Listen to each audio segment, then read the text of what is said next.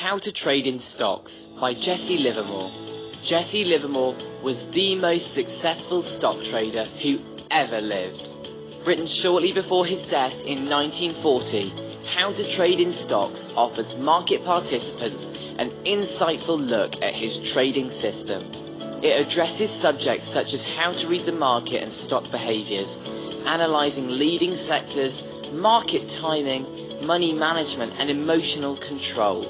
Livermore is a stock market legend who made and lost 4 market fortunes in 40 years. He is certainly someone to study if you're interested in financial markets. Don't forget to subscribe to our channel and click on the bell button. Words of Jesse Livermore. All through time, people have basically acted and reacted the same way in the market as a result of greed, fear, ignorance and hope. Livermore likens the challenge of speculation in the markets to being a surgeon.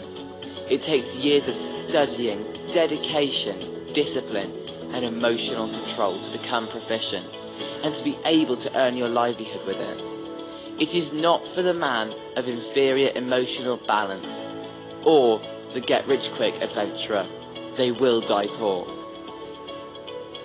To him, the question, how can I make some money in the market, was the same as asking a medical doctor, how can I make some quick money in surgery? But of course, there are people who are willing to work and study to attain sensible results, and that is who the book was written for.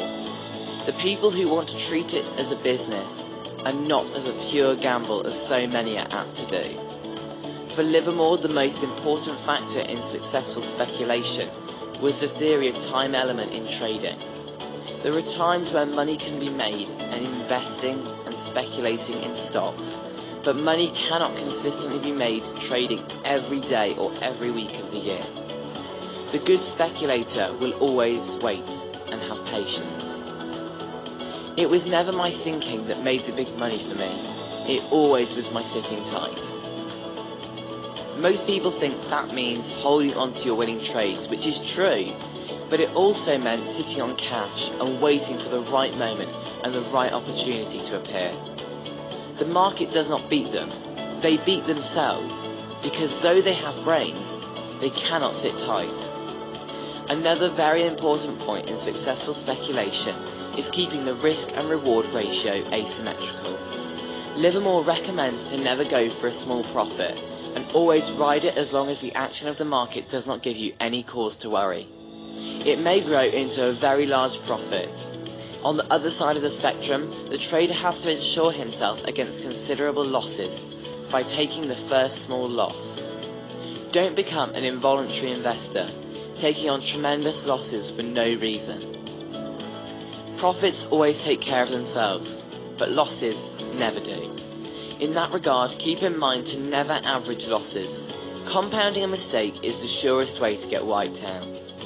Livermore was the original trend follower. He believed in buying a stock when it was making new highs and selling a stock short when it was making new lows. That wasn't the only criteria, of course, and it depended on the overall direction of the market. But he would never buy a stock just because it went from $50 to $10. There is probably a very good reason that happened. Another main point he teaches is that if your trade does show a profit, is proof you're right. When it is confirmed that you are right, that is the time to increase your position. In other words, do not average your losses, but do average your wins. Jesse Livermore was the wealthiest speculator of his time. At one point, his net worth was estimated as $100 million. Adjusted for inflation, that would be around $14 billion in today's money. He is definitely someone we can learn a lot from. There are many real-life examples in the book, and many war stories he shares. It is a must-read for anyone serious about his or her trading. If you found this